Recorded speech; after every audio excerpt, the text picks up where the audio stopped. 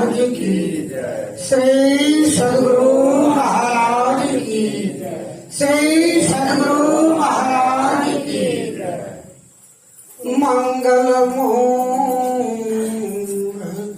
सद्गुरु मिलवै सर्वाधार मंगल माया मंगल करना बिनमा बारंबार मेरा मुझ में कुछ नहीं जो कुछ है गुरु तो तेरा तुझको सौंपते क्या लागत है गुरुमोह। साक्षात पारब्रह्म परमेश्वर सदगुरु के चरणों में कोटि कोटि नमन। मानव जीवन का सबसे महत्वपूर्ण कर्म करने हेतु पधारे हुए सत्संग प्रेमी महानुभाव माता एवं बहनों सबों को शत शत नमन। श्री सद्गुरु महाराज की। मैं कुछ कहूँ मुझ में जरा सा भी योग्यता नहीं है, फिर भी कुछ कहने का साहस करता हूँ। उसका एक ही कारण है। पहला कारण आप लोगों का आशीर्वाद और दूसरा कारण पावर हाउस के सामने बैठा हूं। श्री सद्गुरु महाराज की जय। मुझ में कुछ नहीं है, जो सुना हूं समझा हूं उसी को कहता हूं। गलतियां जो हो जाए अभी जानकर क्षमा करेंगे। श्री सद्गुरु महाराज।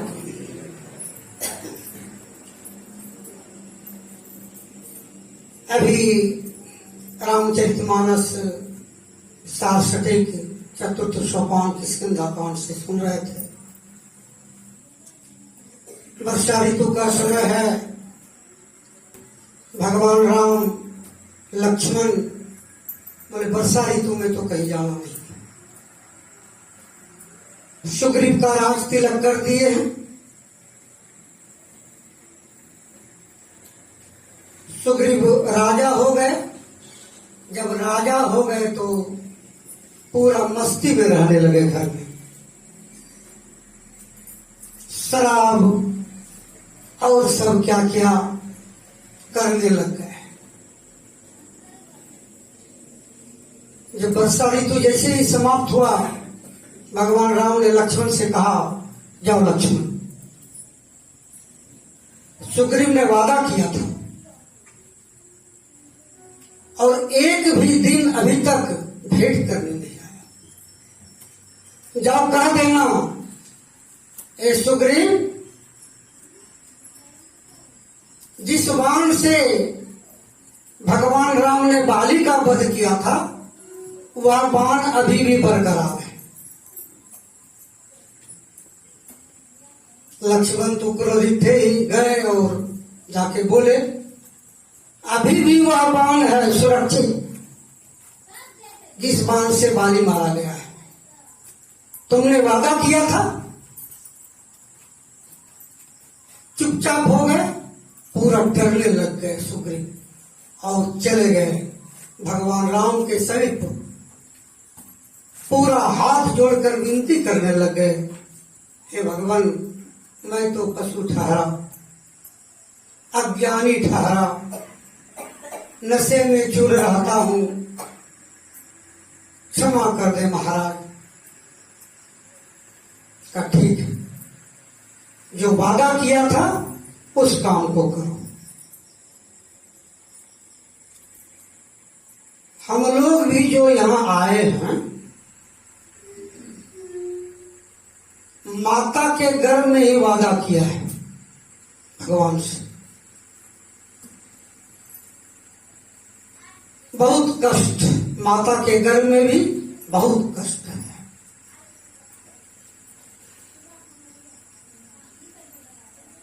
हे भगवान, जल्दी इस काल कोठरी से निकाल दो, इस कष्ट के से बाहर कर दो।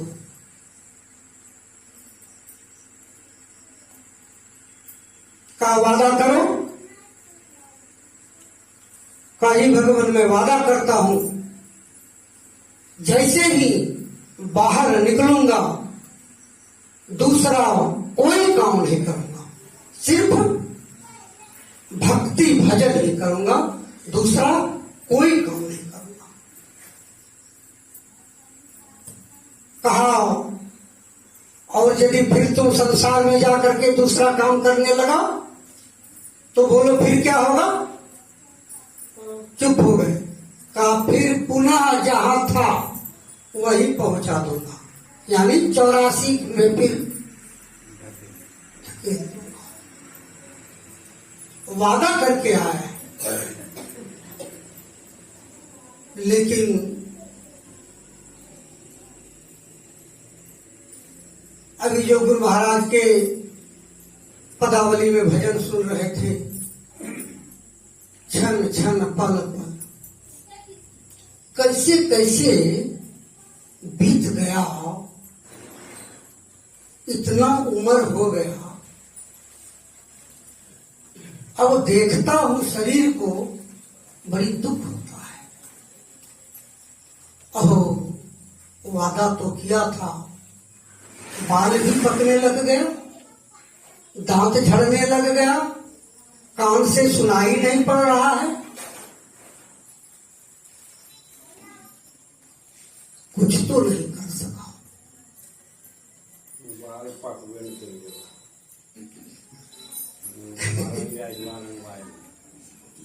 नहीं, वो कहा, उनका एक दोस्त था यमराज का,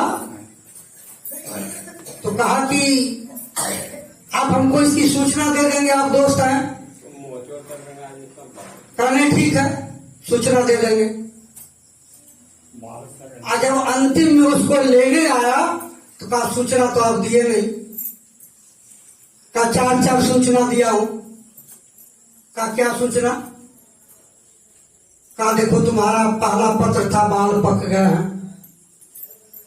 कहा ये दोस्त पहले यदि बता देते तो बाल को मैं काला कर लेता। कहा रे, संसार में तुम ठग सकते हो, भगवान के सामने भी कोई बचा है क्या? कोई बचने वाला नहीं है। पहला पत्र में दिया था।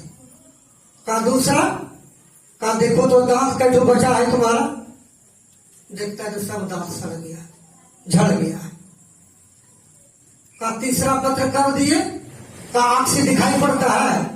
कहा कहां, अब दिखाई नहीं पड़ने लगा। कहा चौथा कब दिए? कहा कान से सुनाई पड़ता है क्या? कहा कान से सुनाई नहीं पड़ता।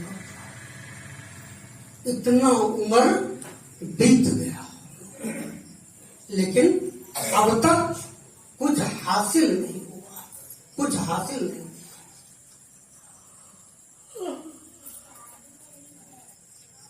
संत महात्मा बतलाते हैं, जो सत्संग में आकर के बैठते हैं, संत सदगुरु के सामने आकर के बैठते हैं, कहा बिल्कुल उसको हासिल है, प्राप्त है, लेकिन पता नहीं चलता है, प्राप्त है। अंधेरे में हम लोग हैं, अब तक अंधेरे में है, मतलब पिंड में है। पिंड में जब तक आंख के नीचे पिंड है, पिंड में जब तक डेरा डंडा रहेगा तब तक अंधेरे में रहेंगे। गुरु महाराज लिखने भी कहा, कृपा की है कि जब तक पिंड में डेरा डंडा रहेगा, भव दुख सहूं अपार, अपार दुख सहना पड़ेगा, रिजल्ट दे रहा है। लेकिन कहा कि जो भक्ति भजन कर रहा है, अंधेरे में तो है, लेकिन उसको टेर नहीं चलता है कि भक्ति में हम कितना ऊपर हुए हैं, नहीं ट्रेन चल रहा है, भक्ति नहीं कर रहा है, हो रहा है। आप ट्रेन पर बैठ गए हैं और रात्रि में बैठे हैं ट्रेन पर, ट्रेन चली जा रही है, दिखाई पड़ रहा है कौन स्टेशन पार कर रहा है? दिखाई नहीं पड़ रहा है, लेकिन चल रहा है कि नहीं? चल रहा है, दिखाई नहीं पड़ रहा है। जब सवेरा होता है, प्रकाश जब होता है, तब कहता ओ हम तो पटना आ गए। अब देखिए सब स्टेशन दिखाई पड़ने लग गया।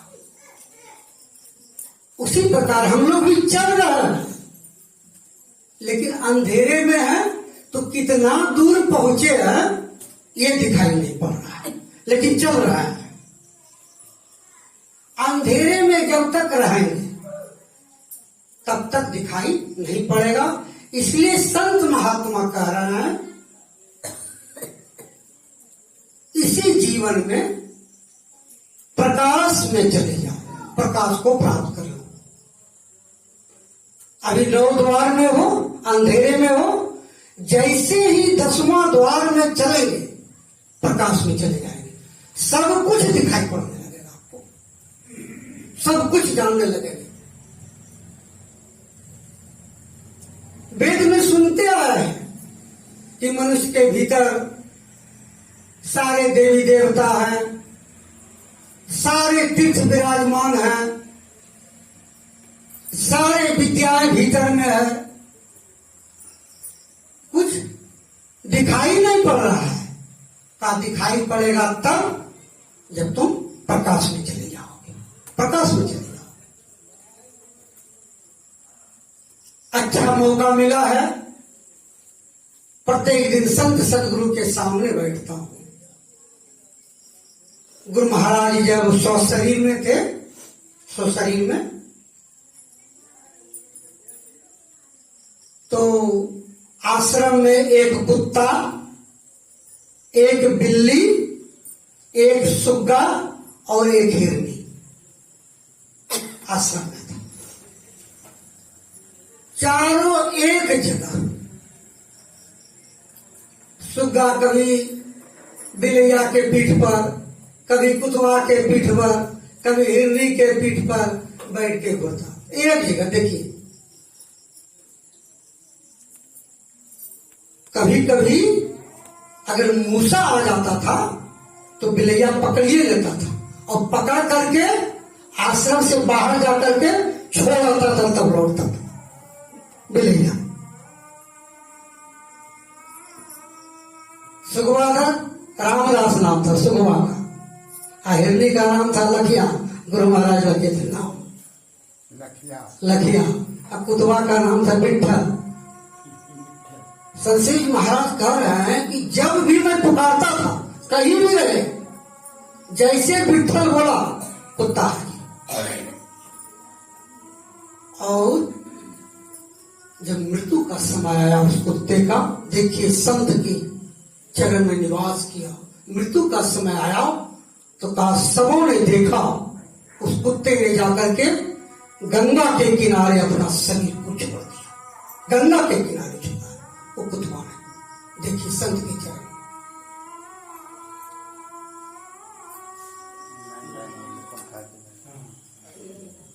श्री सदगुरु महाराज की जय।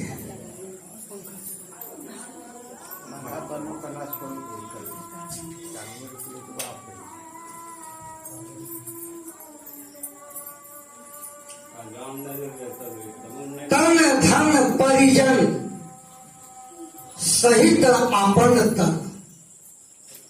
यह जो अपना शरीर है एक दिन यह भी काम नहीं आएगा। अपना शरीर यह भी काम नहीं आएगा। यह बंधन है। पहला बंधन पड़ा देगा, दोसर दिया जाओ, तेसर बंधन पुत्र विचारो, और चौथा नाती मान। और नाती के जब नाती हो तो कहो कौन ठिकान। सब बंधन है। हाँ, भगवान कृष्ण एक दिन आए नरसिंह मेहता के पास। कितने ऊंचे दर्जे के थे भक्त। कहा कि वरदान मांगो। नरसिंह मेहता ने कहा अगर वरदान देना चाहते हैं महाराज तो मेरा वंश नाश हो जाए। चुप हो गए, भगवान कृष्ण चुप हो गए। इतने ऊंचे दर्जे के बाद एक ही बेटा था नरसिंह मेहता और उससे भी छोड़ दिया। जरा सा भी दुख नहीं। पत्नी आके कहती है पता है आपका बेटा से ही छोड़ दिया है, आप खुशी मना रहे हैं। का फिर दोबारा जब भगवान आवे तो अब तुम्हारा बारी है। बड़ी कष्ट है, अब तुम्हारे बारी है। इस शरीर से बहुत कष्ट हो रहा है, अब तुम्हारे बारी।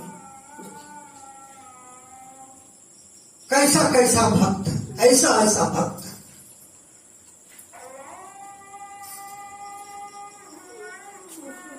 हम लोग का अहोभाग्य संत सदगुरु के चरण में शरण में प्रत्येक दिन रहा करता हूं। एक दिन कुपा घाट में दीवार का काम हो रहा था।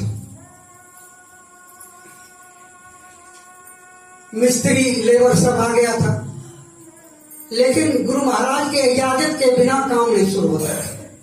सीमेंट आ गया, बालू आ गया। जाकर के पूछने गए एक बाबा कि हुजूर जल मिस्त्री आ गए छे, अब काम शुरू होते। गुरु महाराज का आज काम नहीं होते। हाँ, आज काम नहीं होगा।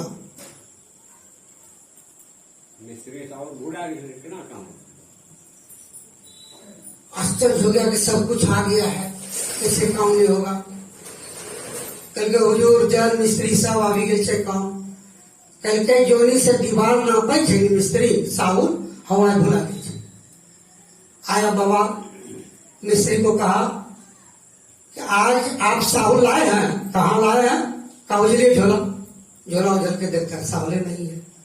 आज इस बात को आप कैसे जाने? कहा मैं कुछ नहीं जानता। और देखिए वहां बैठे हुए हैं बाबा, वही सब जो जानते हैं वही जानते हैं। देखिए गुरु महाराज क्या कहेगा। मन की बात को जानते थे। कहते थे गुरु महाराज लोग आता है, अगर मन की बात को मैं बता दूं तो लाज के मारे वो आएगा नहीं, कुछ से कुछ सोचता है। मैं मन की बात को जानता हूं।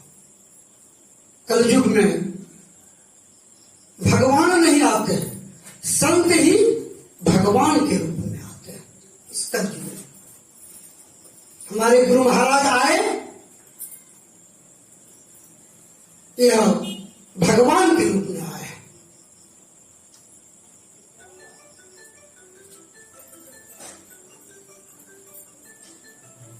गुलामदास एक धनी आदमी थे। गुलामदास उसके यहां नौकर रहता था एक, उसका नाम था बुल्ले साहब।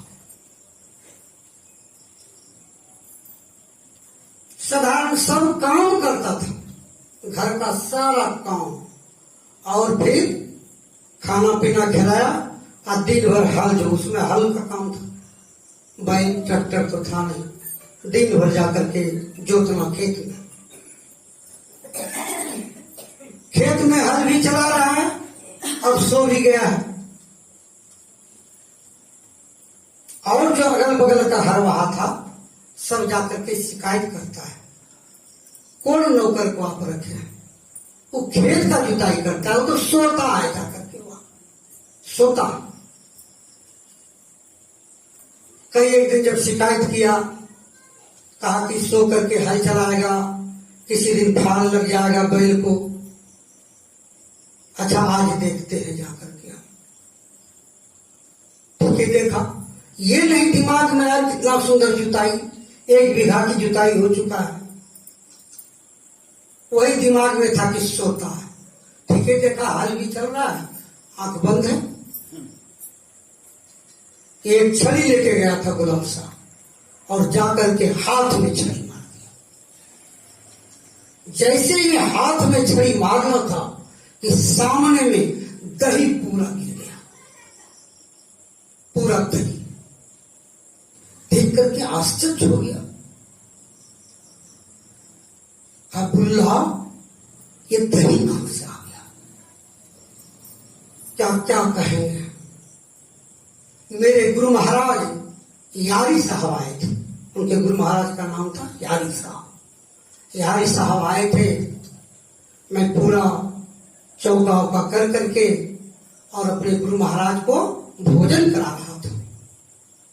अब अंतिम हो गया था, अब मैं दही परोस रहा था और उसी समय आपने हाथ में छड़ी लगा दी, सारा दही गिर गया। फूट फूट कर रोने लगा। का इतना बड़ा संत और तुम मेरे यहां काम कर रहा था, हरवाहा का काम कर रहा था? अरे बुल्ला, आज तक बताया नहीं। साधु क्या बताएगा? साधु तो इतने सरल होते हैं, संत तो इतने सरल होते हैं, किसी को बताते नहीं अपने भीतर की बात। क्या चलो, अपने घर पर ले गए और नया कपड़ा मंगवाया। अब तब उसको पहनाया और पहना करके कहा, जिस गद्दी पर मैं बैठता हूं आज से इस गद्दी पर तुम बैठो। और उस गद्दी पर बिठा दिया और कहा, मैं अपने जीवन भर नीचे बैठूंगा। कहा ये अच्छा नहीं, कहा ये नहीं, तुम और हमको दीक्षा दो। लाचार होकर के उसको दीक्षा दिया और जीवन भर उतना धनी आदमी कभी फिर गद्दी पर नहीं बैठा और उसके सेवा में ही लीन हो गया और साधारण नहीं, बहुत बड़े भक्त के गिनती में आया गुलाम साहब। संत के चरण में रहने से ये लाभ है। सारा जिंदगी बीत गया, क्षण क्षण पल पल समय समय जा रहा है, जा रहा है, जा रहा है, तेल नहीं चल रहा है। अब तक इतना समय पार हो गया, कहीं कुछ नहीं हो रहा है, कहीं कुछ नहीं हो रहा है, चिंता नहीं हो रहा है कि अब उम्र खत्म होने वाला है। जब ये शरीर काम नहीं करता है, बेटा बेटी कौन काम करेगा? वो तो आपका बात सुनेगा नहीं। दशरथ राते बता रहे थे, बहुत बड़ा एक पैसा वाला था, सारा एकदम अरबपति आदमी, और उसको अभी दरवाजे पर कर दिया, एक नौकर लगा दिया है। बताइए, बेटा बेटी काम कोई सेवा नहीं, एक नौकर कर रहा है सेवा।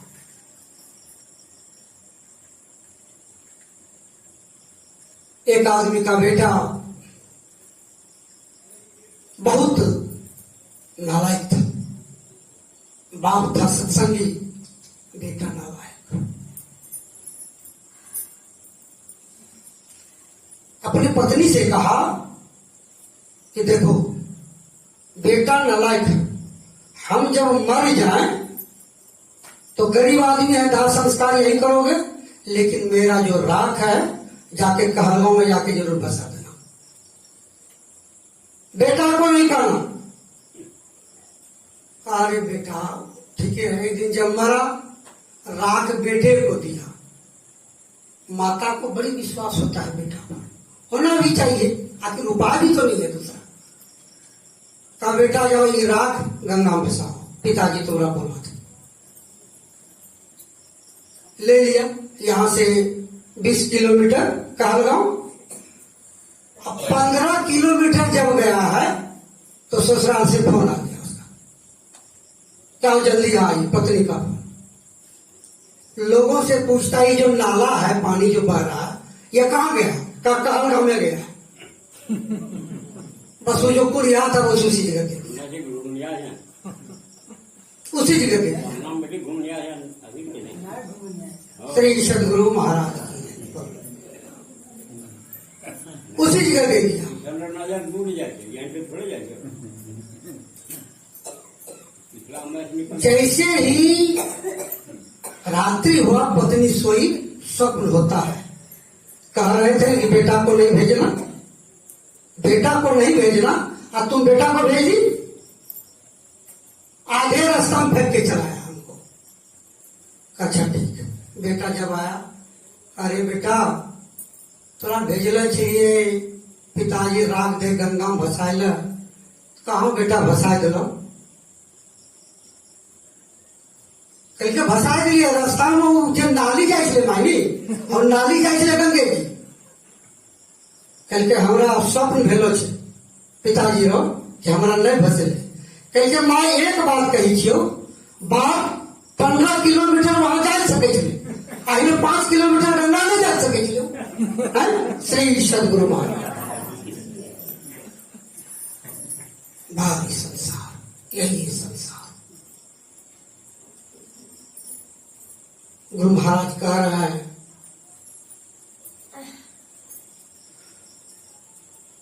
एक ही मात्र है उपाय, ध्यान करो, दूसरा कोई उपाय नहीं है। इस संसार से अगर बचना चाहते हो, घर में ध्यान करने से जो लाभ होता है, बेल के वृक्ष के नीचे उससे 10 गुना लाभ होता है। बेल के वृक्ष के नीचे जो ध्यान करने से जितना लाभ होता है, 100 गुना लाभ गंगा नदी के तीर पर होता है। गंगा नदी के तीर पर ध्यान करने से जितना लाभ होता है, 1000 गुना समुद्र के तीर पर ध्यान करने से होता है। 1000 उस पर जो लाभ होता है, उसके संगम स्तर पर 1,00,000 गुना लाभ होता है। और जो संत सदगुरु के सामने ध्यान करते हैं, उसको अनंत गुना लाभ होता है, अनंत गुना लाभ होता है। श्री सदगुरु महाराज। इसलिए संत सदगुरु के सामने में रख करके और ध्यान करें, तब लाभ ही लाभ। और गुरु महाराज तो कह दिए, मैं मोक्ष नहीं चाहता बोलते हैं, मैं आऊंगा और जब तक जितना मेरा पूरा भक्त है, सबको एक को भी नहीं छोड़ूंगा और सबको एक दिन में लेकर के चला जाऊंगा अपने लोक में, तब मैं मोक्ष पाऊंगा। श्री सदगुरु महाराज।